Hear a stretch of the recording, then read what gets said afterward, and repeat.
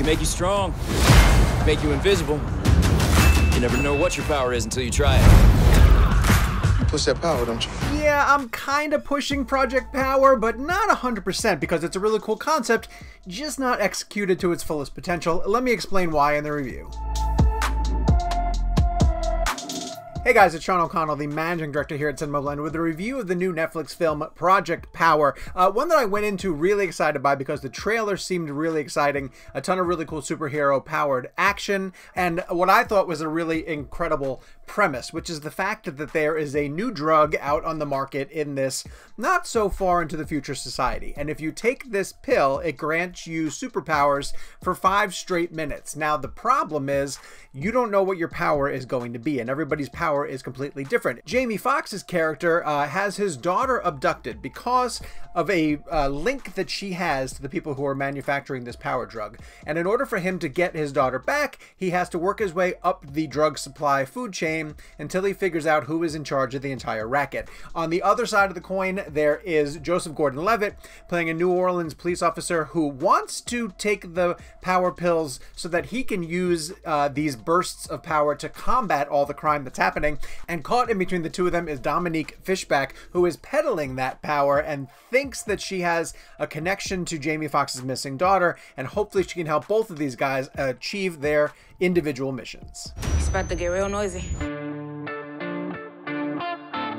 Okay, so if you have the concept of this pill that gives everybody superpowers, or at least superpowers for 5 minutes, that would allow really creative filmmakers to lean into that and explore it to its fullest potential. Because they only need to have the power for 5 minutes, you could have them popping these pills constantly throughout the film, which would require, admittedly, a lot of special effects work to bring these powers to life on screen. I think because Project Power had probably a limited budget and it wasn't quite going for that big screen experience, we get a lot of character development and conversations that develop who these people are, and pushing the story forward that way. There's also just in 1 or 2 scenes a moment where you kind of see that, like, oh, this is where they're really going to go over the edge with it, and they're going to, you know, push the envelope and really go crazy.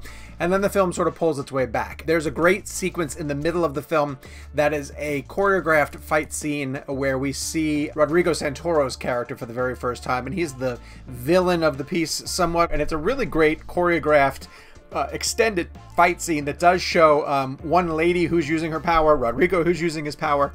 I thought the movie would have a lot more of that, but it turns out that that centerpiece sequence in the middle of the film is like the high point of the use of action and power in Project Power, and I kind of wanted to see more of that. I just think it's a really fun world to put yourself into where you're trying to be a police officer combating people who have the ability to access a medication that allows you to burst into flames for 5 minutes straight, and the challenges that might come with that.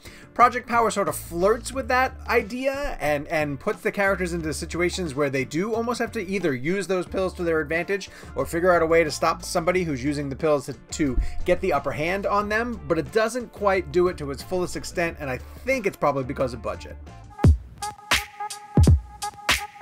That being said, I don't want to fault the movie too badly for not being able to capitalize on the full potential of the premise, because it still ends up being sort of goofy, shameless fun in a super-powered kind of way. Again, this is a movie where Jamie Foxx and Joseph Gordon-Levitt essentially have to work their way up through a food chain of people who take a pill to give them superpowers for 5 minutes, so I'm not expecting rocket science, and it moves quick enough with some really interesting action set pieces and great charismatic performances from both Joseph Gordon-Levitt and Jamie Foxx to give you a fun time for essentially a little over 2 hours. If it was a situation where I was sort of sending you out to a theater for a more expensive evening, I might tell you to save this one for a rental, but because it's just there on the streaming service, I'm willing to give this one 3 stars and tell you that if you like those actors and you kind of want to see the concept played out to you know, like a 6 out of 10, then this is worth throwing on the Netflix stream on a weekend evening and just turning your brain off and having a good time with it.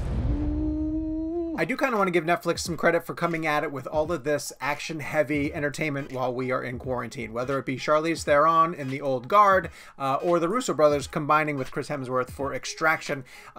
Project Power falls in that line. It's entertaining. It's got a pretty good star power bit. And I think it's worth you guys checking out for sure. So I want you to come back to the comment section.